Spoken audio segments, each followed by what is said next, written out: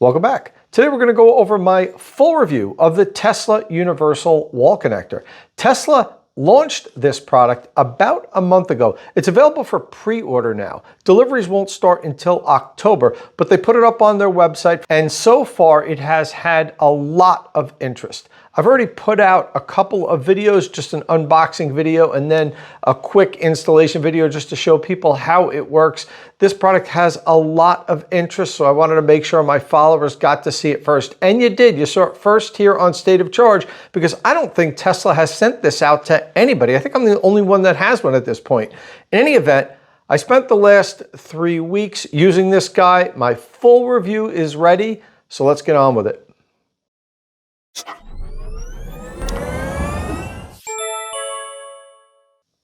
Before we jump into the review, let's take a look at the Tesla Universal Wall Connector's key features. Okay, as I said before, it costs $595. It's available for pre-order now, and Tesla says deliveries will start sometime in October, about a month from now. For the dimensions, it's 13 3/4 inches tall, 6 inches wide, and it comes off the wall 5 3/4 inches. It's very chunky. The width of it is, at least, and that's because of that Magic Dock adapter. It's a 48 amp charger that can deliver 11.5 kilowatts to your vehicle. It has adjustable output from 12 amps all the way up to the 48 amps. Has a 24-foot cable. It has the North American charging standard, which is the Tesla connector, and also a J1772 integrated adapter, so it can charge vehicles that have either a Tesla charging inlet or the J1772 without the need of a secondary adapter. That's what makes this unit so special. It has a NEMA 3 enclosure. The operating temperature is 122 degrees Fahrenheit to negative 22 degrees Fahrenheit. That's 50 Celsius to negative 30 Celsius. That's a very common operating temperature for electric vehicle charging equipment. Most of them have that same operating temperature. It is a Wi-Fi connected smart charger. It's ETL certified, so it's safety certified. Comes with a 4-year warranty, and the unit is made in Taiwan. Okay, so first let's open the box and see what comes inside.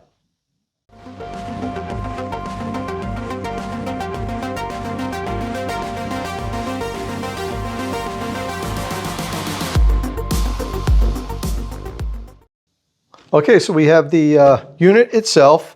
We have the template for mounting the unit on the wall. Basically, you use this to drill your holes to mount the mounting bracket to the wall. It gives you 6 different hole options. So you ideally want to find a stud. You want to screw this directly into a wooden stud, but if you can't, don't just use 2 screws. Use 4 and use good sturdy drywall anchors. The unit is kind of heavy, as all EV chargers are, and you're going to be yanking on it back and forth sometimes, so don't just screw this thing into sheetrock. It will pull off the wall. I've had followers send me pictures of disasters like that, but try to get a stud. If you find a stud, 2 screws right down the middle are probably going to be good enough.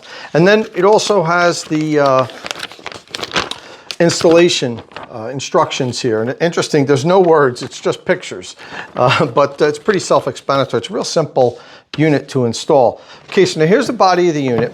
It comes with the mounting bracket attached to the main body unit. It's not really attached, it's just plugged in, and they give you this little it's just like a strap, disposable strap. You grab it and you pull it, and then that releases the mounting bracket. This is what gets mounted to the wall following your template when you have your holes drilled. This is what gets mounted to the wall, and then the unit snaps into this right here. Okay, so throw that out. It also has this another just kind of shipping tape around the J1772 Magic Dock connector. Interesting, also inside here you've got the screws, and the unit comes with 2 wall mounting screws, 4 screws that attach the body of the unit to the wall mount. It also has the hex driver that you use for the screws that mount the unit to the wall mounting kit, and also the same driver you can use to tighten the wires inside the unit. When you do that, make sure your electrician torques them to the proper torque, which is 50 pound-inch, which is 5.6 Newton meter. That's really important that it's torqued to the proper amount. It's listed on the inside of the unit, even though there's some spelling mistakes there. I think this is the first batch. Tesla's probably going to have those things corrected. I thought it was pretty funny. So this is all you get with the kit. That's it, and this is all you need to install the unit. So let's take a look at how it looks now once it's on the wall and how it's installed.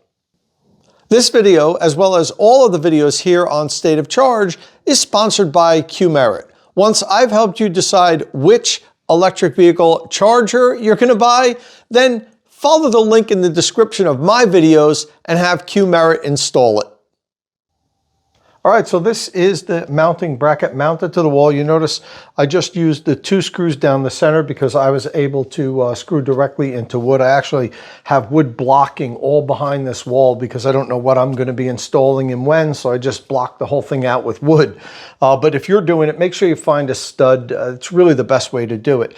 And now you'll see my feed is coming through the back here. You can feed this unit either from the top with conduit, from the bottom, and there's 2 knockouts here. You could come take the power on from either side. I have the power coming in from this side. I want to deliver the full 48 amps that this unit can deliver, so you need to have a 60 amp circuit, and you could feed your power in through any way you want, and just make sure you tighten the connectors to the proper torque. That's really important. I highly recommend getting a licensed electrician, preferably somebody who specializes in EV charging equipment, to do this installation. You know, pull a permit, do it correctly, and it'll be safe and last for a very long time. I've seen so many shoddy installations. So many people spend a lot of money on their great EV, then buy a nice charger, and then they skimp out to save a couple $100 in installation. They end up having a fire or some kind of problem where the unit melts. Just get it done properly and you don't have to worry about it. I mean, after all, a lot of times when you're charging, it's at night when you're sleeping, and that's the worst time to have a problem. So, I really highly recommend having a professional do the installation, even though it seems simple. Okay, now that you have this up on the wall like this, all you do is take your wall connector, slide it over the top, and snap it into place. Now you use the 4 screws that I showed you before. There's 2 on the top and 2 on the bottom. I'm going to tighten them up right now and then energize the unit. All right, well, she's all powered up and ready to go. The only thing left to do at this point now is to commission the unit. I'm not going to go through that whole process because, quite honestly, that's a video in itself. Tesla has a video online on how to do that, and there's actually other YouTube channels that have dedicated videos to show you how to commission the unit. You basically need to pair this with your home's Wi-Fi and then set the unit up. You can set it up to deliver less power. Let's say this isn't on a 60 amp circuit as I have. If you only had 40 amps available at your house, you could lower the power to deliver what your circuit can provide, and you do that through the app. There's other features in the app that you could do. You could have access control. You could limit who uses the unit. You could restrict to only Tesla vehicles. You could restrict to only certain Tesla vehicles, or you could let any EV that plugs in use it. If it's in your garage, you probably don't really need to worry about that, but a lot of these are installed in public places, and the site owner might want to restrict certain use.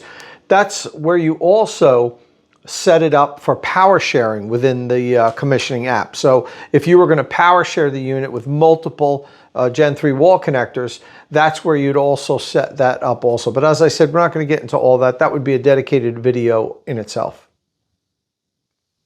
Next up, we have the cable deep freeze test. I put the universal wall connector in this freezer 24 hours ago, freezing it at below 0 temperatures to get the cable really cold to see how it performs in cold weather. Now, the cable on this unit is the same as the cable on other Tesla wall connectors, and in the past they have performed pretty well. Not necessarily because the cable itself is very flexible and rubberized. It's just that the cable is so thin. It's only 14.3 millimeter, which is very thin for an electric vehicle charger, especially one that can deliver 48 amps. And just the fact that it's so thin, even if the cable is frozen, it still allows you to bend it and manage it. Some of these really thick cables, when they get frozen, they're a bear to operate. It would not be a good experience if you had this installed on an outside and you lived in a northern state charging your EV through the winter, because just managing the cable is going to be really difficult. So let's take a look at how cold the unit is first, and then we'll see how the cable performs.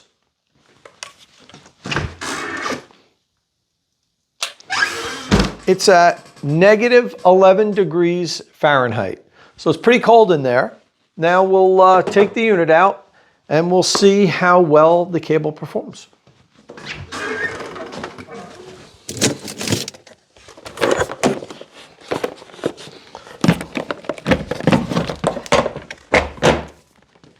Okay, it's immediately starting to ice up.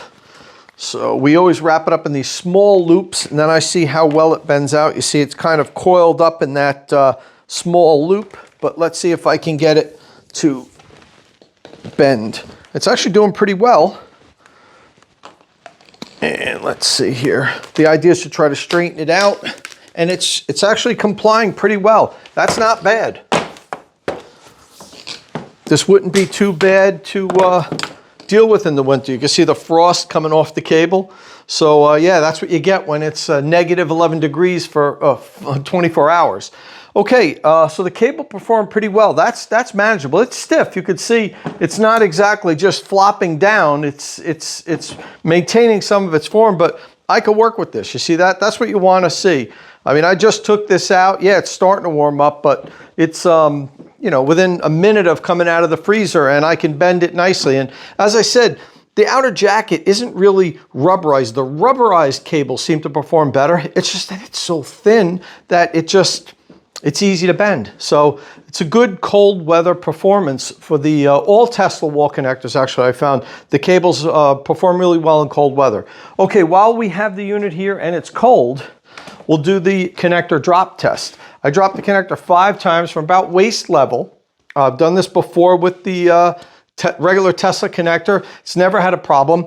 I can't do it with the Magic Dock AC adapter because the unit needs to be energized in order for me to get that unit out. So I'm going to do this tomorrow. I'm actually going to take the one that I have plugged in on the wall here and take the cable off, put it in the freezer, and freeze it with the cable running through there. I'm going to tape it up nicely so none of the cold air gets out. We'll do that test tomorrow, and I'll show you the results right after the results of this one. So let's do the NACS connector drop test.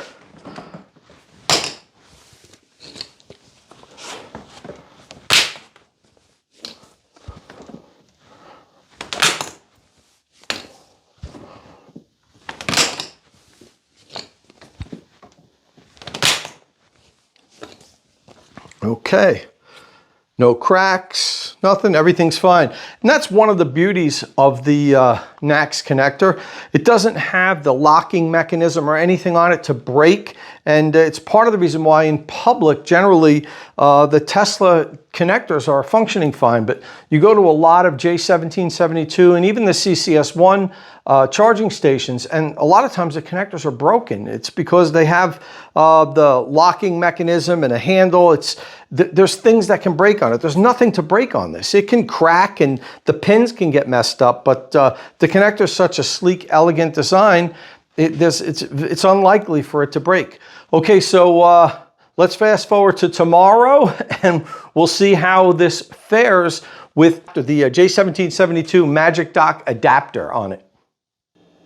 All right, now let's try the connector drop test with the Magic Dock J1772 adapter attached to it. I'm a little concerned about this test because, to be honest with you, the locking tab on top of the adapter doesn't seem as thick and as robust as what I see on most connectors that are J1772 connectors with the tab. So this one may just break. So in order for me to do it, as I mentioned before, I had to use the wall connector that I have already energized. It's the only way to release that Magic Dock. And I put it in the freezer overnight and I taped the opening to seal it because the cable's sticking out on the side, and without that, a lot of the cold air would come out. It wouldn't get quite as cold. So let's see if I did a good job. I'll remove the tape and we'll see how cold it is in there.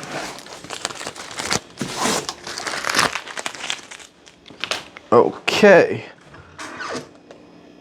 So, yep, negative 11.5 degrees. So I'm actually measuring it slightly colder than the unit was yesterday when I did the NACS connector drop test. All right, so let's see how this guy performs. All right, so this part of the cable is very stiff. You can see this part's nice and floppy, but when you get to here, I mean, you could bend it just like I could yesterday, but it's stiff and it's already starting to frost up a little bit. Okay, now this is the tab that I was talking about. See how it's frosting up now because it's so cold? This thing here doesn't seem to be quite as robust as what I see on some of the other J1772 connectors. Okay, so let's try this guy out now. Oh.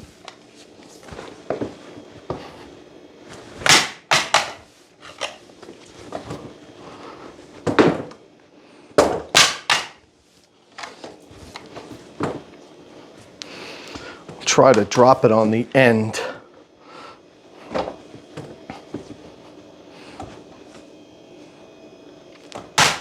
Oof, that was right on the end. That was fine. One more. Okay. Survived. You can see it's still frosting up on there. It's nice and cold. No cracks or anything. I'm still not 100% satisfied with how thick this locking tab is. I think there might be problems with that in the future. I hope not. It just doesn't seem to be quite as strong as what I see on some of the other J1772 connectors, but it passed.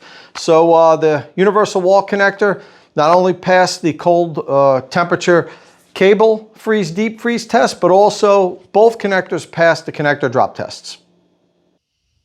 Okay, and with the cold weather test completed, I'm now going to introduce a brand new test that I'm going to be doing from now on in my EV charger reviews, an extreme heat test. A lot of my followers have asked me about this. They said, Tom, the cold weather cable tests are great, but I live in Arizona or Texas or some other really warm area. And look, in the summer, my garage can be over 100 degrees regularly. Sometimes it could be 120 degrees. And, you know, I want to know if these units are going to be able to perform when they're really hot. Now, I've heard stories of people having problems with the chargers either shutting off completely or derating their power, delivering lower power when they get too hot. So I decided to set up a heat lamp. And now when I do my reviews, I'm going to bake the chargers in the heat lamp for about 2 hours. The goal is to get the unit to about 120 degrees for about a 2-hour period. Then plug in an EV, one that can accept the maximum draw that the unit can deliver. In the case of the universal wall connector, that's 11 kilowatts, 48 amps. So I'm going to plug it into my Rivian R1S, which can accept that full amount, and charge for 2 hours just to make sure that the unit continues to deliver the maximum draw. So let's take a look at how hot this guy is right now.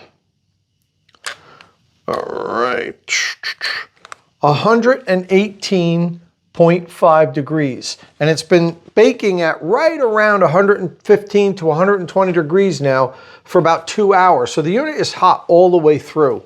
And I'll plug in the Rivian R1S now. We'll see if the universal wall connector charges at the full rate or if it shuts off or if it derates. Whatever it does, we'll report on it. So let's see how this thing goes. All right, so the Rivian's been charging for 2 hours now. Let's check out the temperature on the universal wall connector. 152.5 degrees. This sucker is cooking. However, I've been checking on the Rivian all along and it's been accepting 11 kilowatts the entire time. And I have the charging session summary available in my Rivian app. And as you can see here, the vehicle charged for 2 hours and 14 minutes and accepted 23 kilowatt hour of power. So that proves that for the entire time, the Tesla universal wall connector was delivering the maximum power even though it was baking in my artificial sunlight. So that's a big pass for the Tesla universal wall connector in my excessive heat test. Next up, we're going to do the automatic restart test. Now, I've already done this test with both my Ford F-150 Lightning and Rivian R1T, and the universal wall connector worked perfectly on both of those, but now I'm doing it live with my Chevy Bolt EV. I always do it with all the vehicles to make sure it works with the 3 vehicles I have here in the garage. Basically what I do is the vehicle is charging, as you can see by the green lights. I'm going to go to my service panel. I'm going to shut off the service breaker to simulate a power outage. I'm going to wait a few seconds. I'm going to turn it back on. What we want to see is the universal wall connector, after a few seconds, start charging the vehicle again. I've noticed some electric vehicle charging equipment doesn't do that.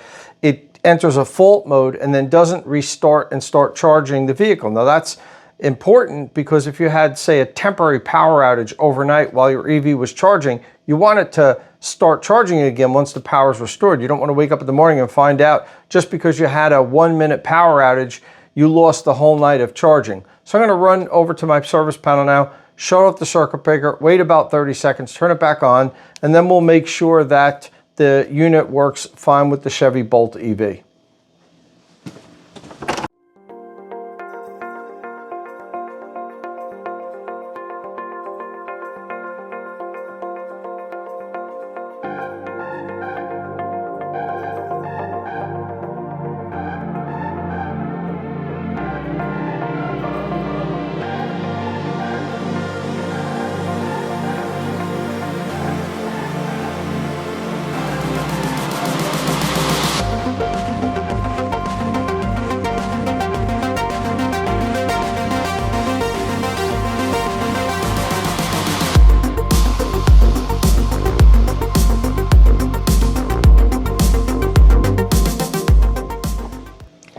Okay, so you can see from the green blinking lights that it did engage the vehicle and start charging again.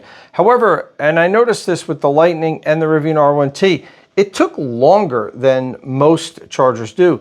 It wasn't charging for about a minute, and I was actually concerned when I ran this test the first time. I thought it wasn't going to re-engage, but in all 3 instances, it did start charging the EV again. Just took a little bit longer than normal, but to be honest with you, if you're sleeping and it's 10 seconds or 1 minute, it really doesn't make much of a difference as long as it starts charging the vehicle again.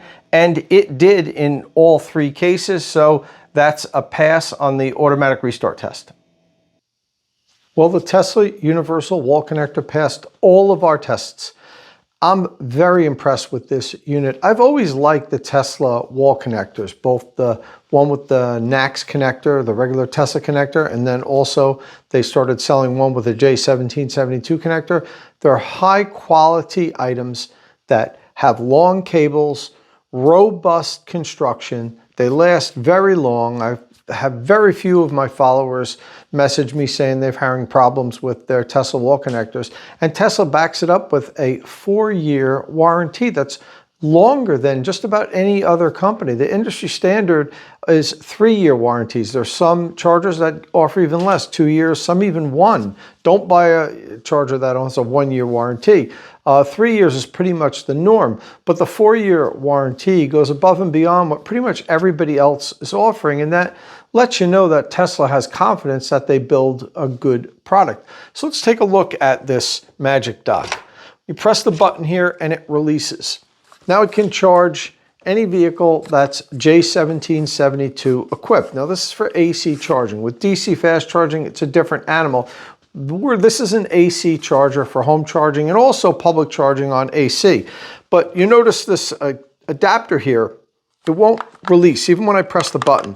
That's so this can be installed in public places like hotels, for instance. And Tesla just announced a deal that they have with a major hotel chain here in the US to install, I think, 10,000 chargers across the country.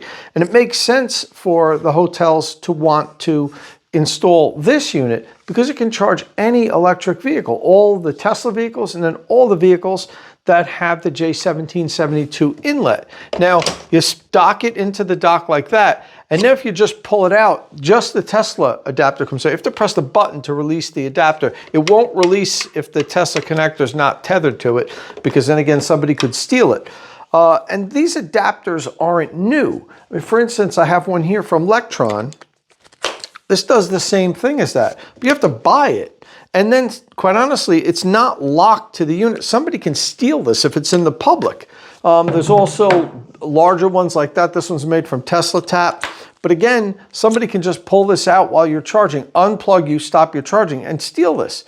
So, well, if it's locked to the vehicle, they can't steal it. But in any event, they can unplug you from charging. This does everything with one swoop. It provides the ability to charge Tesla vehicles and J1772 vehicles, and it provides a safe, secure adapter that nobody can steal. Again, pull it out, Tesla comes out, push this tab, it unlocks, and now it's tethered to the connector. There's a close-up of it. Very, very innovative design by Tesla, and that's what makes this universal wall connector so special. No other electric vehicle charging equipment has this. I expect there'll be knockoffs soon. There'll be competitors to provide something like this, but right now, this is the only charger you can buy that can charge any electric vehicle in North America without needing an adapter, which you can lose, which it can be stolen, it can break. Well, this can break too, but I love the fact that it's all integrated into the one unit. And evidently, the hotel chain that just signed the deal does also, because they don't have to worry about people fumbling with adapters or not. And it's important because the industry now is starting to transition to the North American charging standard, the Tesla connector. And what does that mean for you today? Let's say you have a J1772 equipped electric vehicle and you're looking for a charger. You know, it might make sense to consider this unit here, because your next electric vehicle may have the Tesla charger, the North American charging standard inlet, and you'd either have to start using an adapter every day to charge your car or buy a new charger. This eliminates that issue. You get one of these, and it can charge any electric vehicle. You don't have to worry about it for a couple of years. You get a used vehicle with J1772 or a new vehicle that now has the North American charging standard. It'll just charge anything. You don't even have to think about it. So very innovative design by Tesla, and offering it at $595 is I think a very competitive price, because you have to factor in it's a 48 amp smart charger, number one, and then you're getting the adapter included with it. You know, very few chargers you can get out there could you buy a 48 amp unit and an adapter for under $600. I suppose you could if you bought the Emporia 48 amp. That's $399, and it gives you a $200 budget for your adapter, and you can buy an adapter, a 48 amp adapter for that price. So that's another consideration. That's just the elegant design and packaging of this is really what makes the universal wall connector so special. And besides that, it passed all of our tests here, and I said, you know, it's got a nice long cable, very well built, and really checks all the boxes. And that's why it scored the highest on our ChargerRater of any charger that we've ever tested. And speaking of which, let's take a look at the ChargerRater now. Okay, in the cost and value category, the universal wall connector gets 1 point for the cost. It gets 2 points for value. I think it's an excellent value at $595.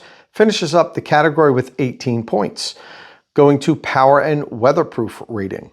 It gets 2 points for maximum charging power because it can deliver 48 amps to the vehicle. It has adjustable power. It gets 1 point for that because you can do it in the app. You can't do it in both. Some chargers allow you to have a dip switch inside the unit and then adjust it in the app. Those get 2 extra points. The universal wall connector can only do it through the app, so it gets 1 point. It passed our extreme heat test. It gets 1 point there. Weatherproof rating, it gets no points. It's a NEMA 3 rated unit, so it doesn't get any points. Energy Star certified, it is not, no point there. It passed our automatic restart test, so it gets a point there, and it finishes the power and weatherproof rating category with 20 points. For construction and durability, connector and holster. It broke my scoring system for that. Usually 2 points is the most you can get for connector and holster. I gave it an extra point because not only is it an excellent connector and holster, but it has the magic dock adapter integrated into it. So I gave it an extra point for that. It gets 3 points. Cable length, it gets 2 points because it's a 24-foot cable. For cable pliability, it gets 1 point because it's a very good cable for cold weather conditions. For robust construction, it gets 1 point. For removability, no points. It's a regular simple installation and removal process, but it doesn't come with a security lock like some chargers do. Ease of installation, no points there. So it finishes up the construction and durability category with 22 points. Next up is smart and non-smart. Is it a smart charger? Yes, it is. It gets 2 points. Is it power share capable? It can, so 1 point there. Is it Amazon, Alexa, and Google Assistant compatible? No, it's not. No points there. As for the charging record data, it's not going to get any points there. Now, Tesla has already sent me some screenshots of the data it's going to be able to provide, and it would get a point for that. But right now, today, when I'm doing this review, the app's not ready yet, so I can't give it the point. I expect it to be ready pretty soon, but it's not getting the point until I can see it and test it out. Is it OCPP compliant? No, it's not. And that's kind of a miss there. So this unit cannot participate in utility demand response programs because it's not OCPP compliant and the third party can't manipulate it. Okay, it finishes up the smart and non-smart category with 18 points. Now for safety certified and warranty, it is safety certified. You don't get any extra points for that. As for the warranty, it comes standard with a 4-year warranty, which as I mentioned is better than what most companies provide. So it gets 4 points because you get 1 point for every year of warranty. So it finishes up the safety certified and warranty category with 19 points. That gives the Tesla Universal Wall Connector a total of 97 points. The highest score I've ever recorded on my ChargerRater system. And if we take that score and translate it into a 5-star rating, the Tesla Universal Wall Connector gets a 4.85 star out of 5 rating on the ChargerRater. I then take my own personal score and average it with the ChargerRater for the final score. I'm going to give the Tesla Universal Wall Connector 4.9 stars out of 5, slightly higher than the ChargerRater. I'm extremely impressed with this unit. I think it quite possibly is the best charging option on the market today. And I tell you, Tesla really nailed it with this one. So I combine the ChargerRater score with my score, and the Tesla Universal Charger gets a final score of 4.875 stars out of 5. The highest rating we've given on any of the chargers here on State of Charge. The only thing that's left here now is to talk about my hits and misses for the Tesla Universal Wall Connector. Let's start off with the hits. I have to mention first the innovative integrated adapter. Tesla really came up with a great solution here, something that a lot of people are going to appreciate, that it can charge any electric vehicle without needing any additional adapter. Okay, it passed all of my tests. I can't knock it really for any of the tests. It passed everything we threw at it. And it's aggressively priced. And I know $595 isn't cheap, but when you factor in that it comes with the integrated adapter and it's a 48 amp charger, that's pretty much as powerful a charger as anybody needs. Even if you have a very large battery, depending on how efficient your electric vehicle is, you're going to get somewhere between 20 miles of range per hour added and all the way up to 50 or 55 miles of range per hour, depending on how efficient your car is. All right, let's talk about the misses, and there aren't many. Kind of nitpicking here. The adapter lock seems a little flimsy. I showed you the picture of it compared to some of the other J1772 connectors I have. That little tab on the lock isn't quite as wide and as thick as I'd like it to be. I think people are going to break those when they drop them. I'd like to see that just a little bit thicker. The app is not functional yet. I wish I was able to test out the app. It's not ready to go yet. Tesla has promised me it's going to be ready very soon, and when it does, I will do an additional video on that, but as of today, it's not ready. And the unit's not available as a plug-in model. Some of my followers, actually a lot of my followers, prefer buying plug-in charging equipment so they could take it with them, or maybe they have two homes, a summer home or a winter cabin, and they like to be able to unplug their charger and bring it with them. I'm not a big fan of the plug-in units. I don't think that they are as safe in installation as hardwiring. I'm all about safety here at State of Charge, and I tell my followers, you know, for your daily charging, your charger you're going to use all the time at home, it's a much better installation to hardwire it than use a plug-in model.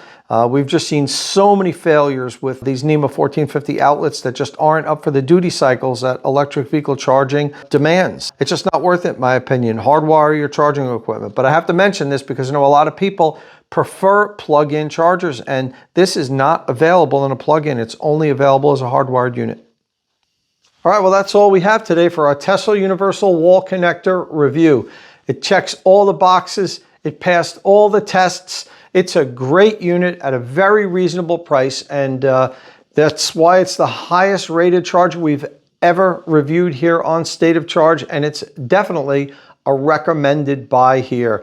I have a feeling that this is going to land in the #1 spot when we do our annual high-powered charger review video, and you know, unless something surprises me between now and then, I think this guy's going to be wearing the crown at least for next year. It's a great unit at a good price, and a solution that solves everybody's problem. You don't have to worry if you have a J1772 inlet, a NACS inlet. If you own one Tesla, one J1772 car, you don't need adapters. You don't have to fiddle with anything. This guy can charge any electric vehicle sold in North America today.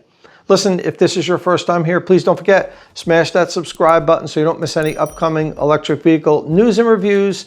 And as always, thanks for watching.